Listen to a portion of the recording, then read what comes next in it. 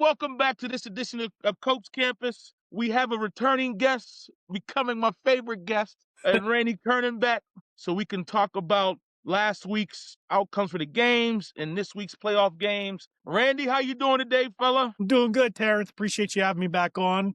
I just finished up with work. Now spend a few minutes talking with you about college football stuff. All right, no problem. Well, we're gonna rip the Band-Aid off, man. We're not gonna start. We're not gonna be tipping and test the waters. We're gonna rip the Band-Aid off. I apologize. Your Buckeyes go down to Miami 24-14. Miami started out fast, but I thought you guys were gonna track them, but you didn't. I need to know. I think I already know where you're going, but I need to know what were the keys for this game for success, and where do you think that you guys could have done better? Well, yeah, you got to start off with the hardest one in the heart. It hurts. It hurts to have to talk about it, but it's when you're a realist, you can see the deficiencies even with great teams, and sometimes you could be a great team and still have some holes. And we talked about them. We talked about the right side of that offensive line specifically, but the offensive line as a whole did a very poor job in pass protection. And I think the game came down to an obvious passing downs where Miami's front guys could tee off. They did, to the tune of 5 sacks. And the other thing we talked about was, we kind of, made jokes of Carson Beck, but, he was the more experienced guy going into this game. And Julian Saint showed some of those freshman mistakes that you hate to see this late in the season. But at the end of the day, still a freshman, missed some wide open guys down the field that I don't think that a lot of people noticed, but there was one on the play before the pick six to Keontae Scott.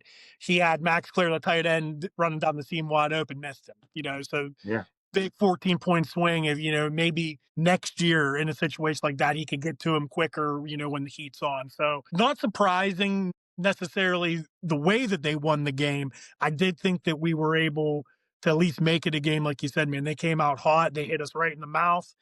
We were able to get to halftime and come back and try to bring it, a little bit close. It was a 3-point game in the fourth quarter, but you got to give them credit. You got to give Miami all the credit in the world that in that last 4 to 5 minutes, they iced the game. That offensive line did a good enough job, got 2 first downs, and that was the game. So you got to give them credit. Yeah, so for me, what I needed to see out of the Buckeyes, and of course we're playing Monday morning quarterback, right? But for a team like Miami, you got to get up on them first, and you have to make Carson Beck have to beat you.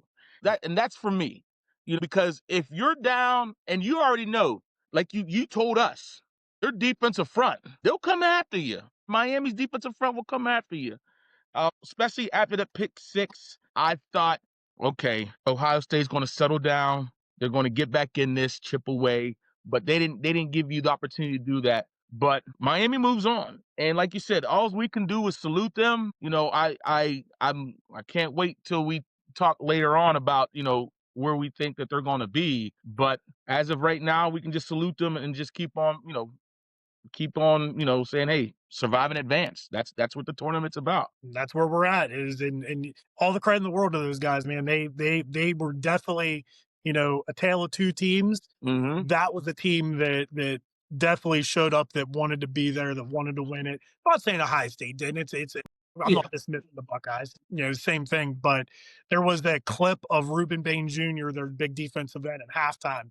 And he even said, he's like, I'm not a raw guy. I'm not a big speech guy. He's in front of everybody. And he got him going. He's like, we got 30 more minutes. 30 more minutes. Yeah, 30 more minutes. Yeah, I respect it, And now let's go to a couple of the blowouts. One of the blowouts, Oregon versus Texas Tech. 23-0. I believe you have Oregon as the national champions. So your national championship pick is still in contention. I'm not gonna lie. I didn't see a shutout like this. I didn't see a 23-0 shutout by against Texas Tech. I had Texas Tech. I thought Texas Tech was going to play Indiana and was going to give them a game, and then Indiana finally win. But what were your keys to success in this game? So I think early on, Dan Lanning saw that his defense was controlling the line of scrimmage. And I think that he kind of took I don't want to say he took the game away from Dante Moore, because they still threw the ball very well and stuff. But he put him in he didn't take many chances when it comes to putting the ball in bad positions because he knew his defense was playing so well. The key of the game, this is insane. 4 turnovers for Texas Tech and no turnovers for Oregon, which is one thing, but Oregon fumbled the ball 3 times and fell on it all 3 times. So Two times. that's a potential of just, like I said, if it's a 4 turnover to 3 turnovers, maybe this is a closer game like we both had it. I Yeah. didn't expect this to be a 23 point, shutout win. I thought it was Mm-hmm. going to be a good game. Yeah. And turning the ball over like that, and like I said, Oregon having some fortune go their way, and like we talked about Mm-hmm. before, a little bit before we started this, sometimes it's better be lucky than good. The ball bounces Yeah. in your lap as opposed to Yeah. you. Happened 3 times for them. So yeah, the Ducks move on, and yeah, Hey. that's my pick. So I'm Yeah. okay with it. Yeah. Hey, defining Dan Landings. You know what I mean? Defining Dan Landings. So we're going to get back to them in a few because we got to get to those matchups. But the biggest shocker for me of the day, and it's not because they won, it's how they won. Indiana over Alabama, 38 to Listen, 3. so this is probably the one that like I have to take the most heat for because number one, I took Bama to beat them, but even in a close game, that's how I thought the game was going to Yeah. be. I Yeah. thought that Alabama had superior raw athleticism over Hmm. them. No, they didn't. Yeah. No. We all need to start really buying into Kurt Signetti and these guys, Yeah. myself included. Yeah. I'm a guy. I'm a Big Ten guy. I watch them. I watched them. This is probably the 6th game I've seen of them this year. Yeah. And I've never seen an Alabama team in my lifetime get beat up like this. Mm, mm, mm. What's great? Go No, go ahead. ahead. Sorry. No, no, no, no. Go ahead. Go ahead. Go ahead. Go. The craziest thing about this game for me was it was 3-0 with 12 minutes in the second quarter. Mm-hmm. Ty Simpson scrambles. He gets about 7 yards. It's 4th and about a yard and a half to 2 yards. Yep. They line up and try to catch Kurt Signetti with his pants down with a fake punt. And did Yep. you see him on the sidelines? He was He's not happy. he gave him that He look just like, don't you dare, really, don't you dare do really. this to me. You don't think we're ready for this? So they have to Hey, call he timeout. scolded him with his eyes. So they had to call timeout. They go back out there and they go for it. They get stoned at the line of scrimmage. 3 plays later, touchdown. It just felt like at that moment, even before the touchdown, them lining up and actually going for it, it felt like to me that DeBoer was putting it all in on this one drive right there, and you're only down 3 points, man. It just felt like he even knew at that point, even early on, that he was going to need to roll the dice a little bit. Like Yeah. he knew Yeah. that they were outmatched, and Yeah. he kind of put it all on the line right there, and it blew up in their face. And man, it was all she wrote. It was all she wrote. You're right. And like you said, and like I started out, the way that Indiana won this game and going away convincing, and what we talked about last time is that, and I told you what I like about Ryan Day, it's the same thing I like about Signetti. I'm going to play my plays. I'm going to play my team until the gun has 0-0-0 on the clock. Until the gun shoots and the 0-0-0 on the clock. And I love that. And even in the fourth quarter, even if he was just run the ball, the running backs were still running for green grass and goalposts. And I feel like sometimes when a coach feels a little pressure, I feel like this in the NFL, and I feel like this in college too. When a coach feels some pressure, sometimes they'll do something out of the ordinary to try to get a boost, and sometimes that may backfire. I believe that punt that you're talking about, that fourth down play, you're down 3-0. You can't win the game in the second quarter, but you can start to lose it in the second quarter. And Terrence, I say the same thing about fantasy football. You can't win the league with your first round pick, but you can sure as hell lose it with your you can first round sure pick. lose it. It's the That's how same I thing. feel. That's how I feel. And I felt if he just punts it, you pin him back, you make them have to earn it. Now you put your defense out there and says, hey, they're going to have to go 85 yards Mhm. to get a touchdown on us. Hey, everyone's still feeling good about themselves. I feel like that happens. I don't know why, but I feel like it happens a lot more now in the NFL too.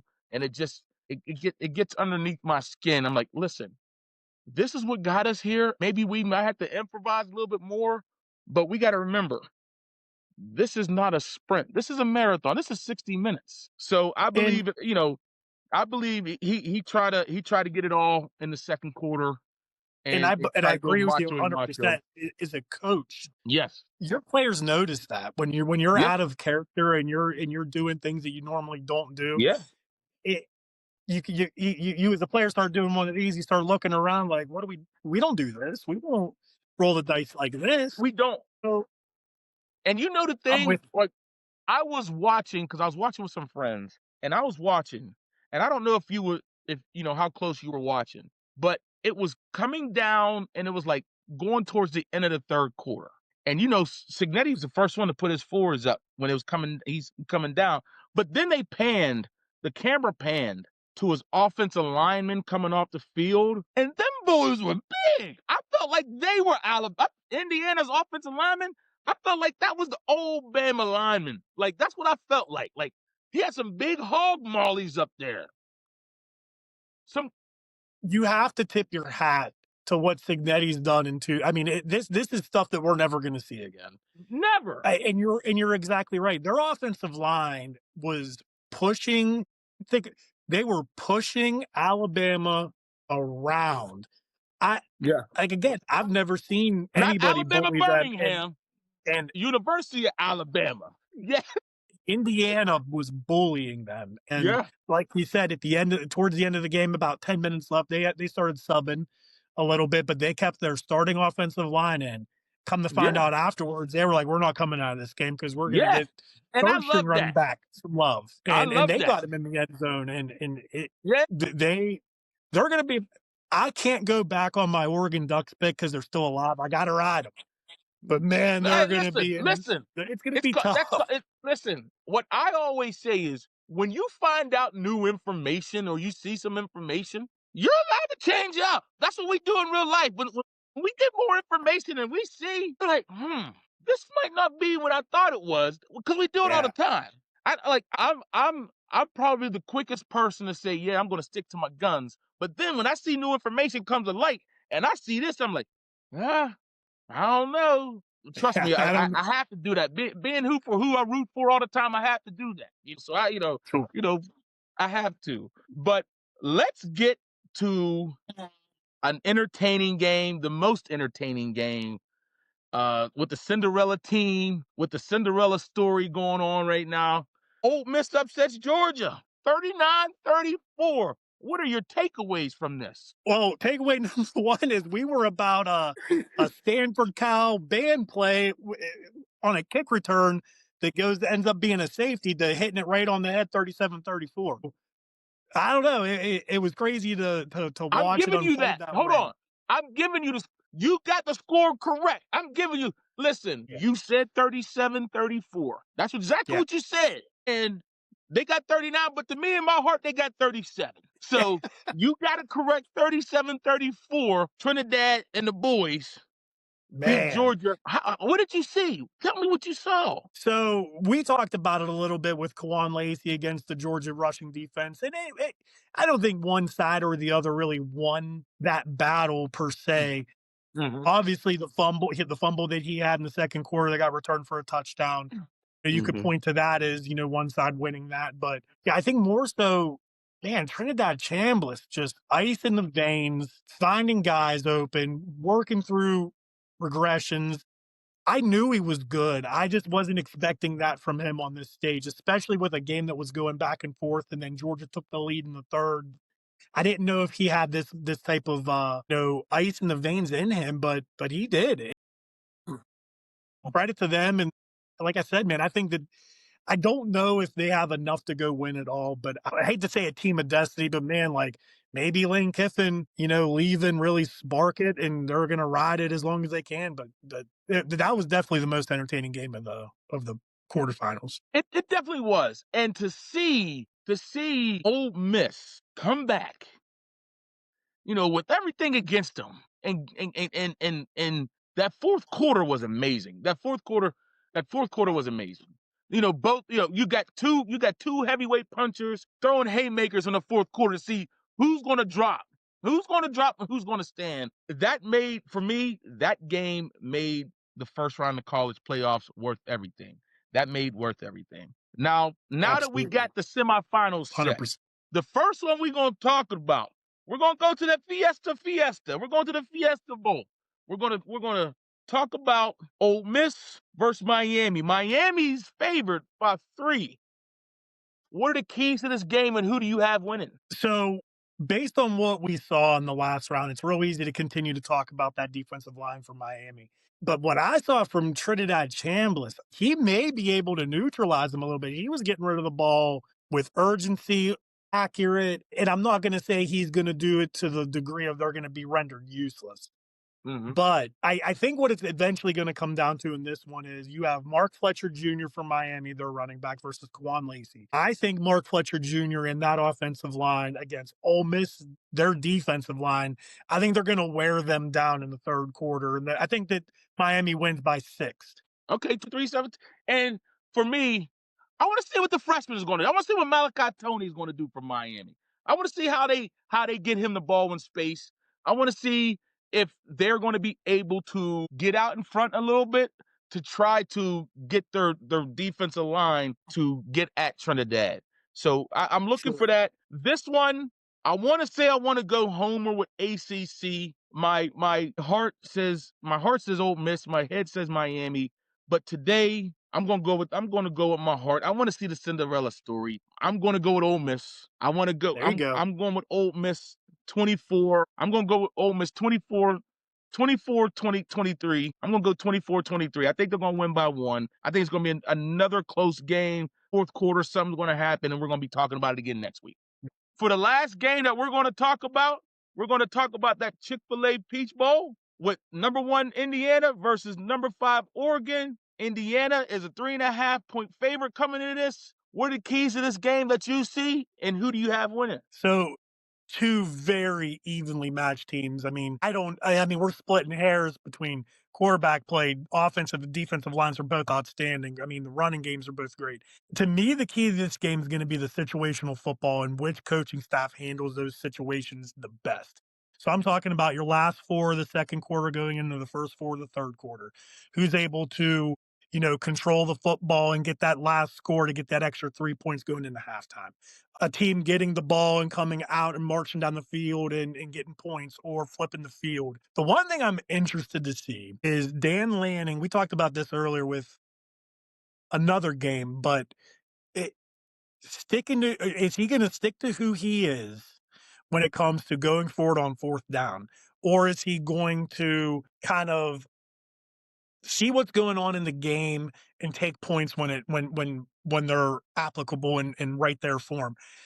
And it's hard to critique somebody that just won 23-0, but there were several times he went forward against Texas Tech instead of kicking the field goal, and it bit him. This could have been a 30-0 game. Turnover on downs. Yeah. Against Indiana, he may need to kick these field goals because I can see a low-scoring game. Every point's going to matter. I know that your tendencies and who you are may be, I need to go for this because this is who we are. Risk reward, feast or famine, we'll see. I think Indiana's going to win the game, but I'm going to roll with the Ducks 22-20. Last second field goal wins it for the Ducks. I'm going to roll with my original pick. All right. I like to stick by my guns too, so I get it. This game for me, it's a defense and offensive lineman's paradise because you're going to see 2 groups on both sides that are going to be mean, nasty, and just get after it. That's what it's going to come down. And like you said, with situational football, I believe it's going to come to that as well. Are you going to take the points when the points are given to you or showed for you, or are you going to roll that dice and say, I think we need more points than this, and let's go for it so we can try to get that touchdown? For me, I always believe in let's stack points. Let's stack points in the first 3 quarters. Let's stack points, and in the fourth quarter, let's see where we're at. Then we can go about what we're doing. Now, obviously, of course, like you said, if it's third quarter and we're running them down, we're tiring them out, and it's 4th and 1 on our 35. All right, if I see that we've been gashing them in this, all right, I'm going to go that way. But like you said, the situational football, I think, is what's going to get them. For me, I saw Oregon play one of its better games for me at Penn State when Penn State was still Penn State earlier in the year. I thought that was an Yeah. impressive win when they came back with, and then they let Penn State come back, go to overtime, but they ended up winning. But for me, I think Indiana, I told you I took Indiana at the beginning, not just because I love Signetti, not just because he's a Pittsburgh guy. I really, last year and this year, but I've been following him since his JMU days. I know a couple guys that played for him at IUP back in the day, but his offensive line and that defensive line, he has the Heisman Trophy winner on his side. We're going to see aren't these two going to be like the first two quarterbacks that go this year in the NFL draft? Mendoza and Moore? All So, signs point to yes. yeah, all right. So for me, I think Indiana will have just enough to win this game. And I'm going to say the game is going to be 20-17. I think it's even going to be a lower scoring game. 20-17. I'm going to have Indiana, but I can't wait to watch. It's going to be Thursday and Friday. I'm about to get home from work and take a quick nap because I'm going to be staying up late watching these great games. I can't wait. You and me both.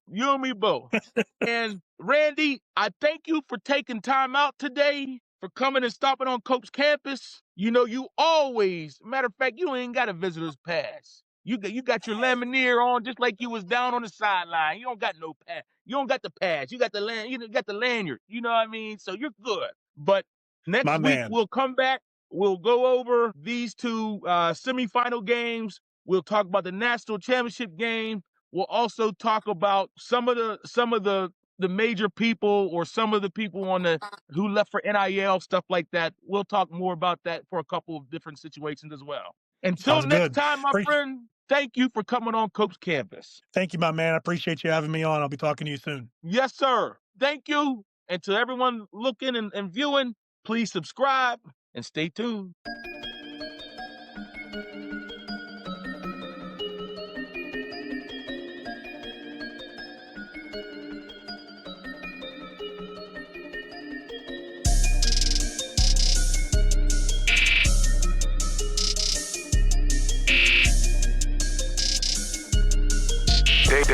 Daydream.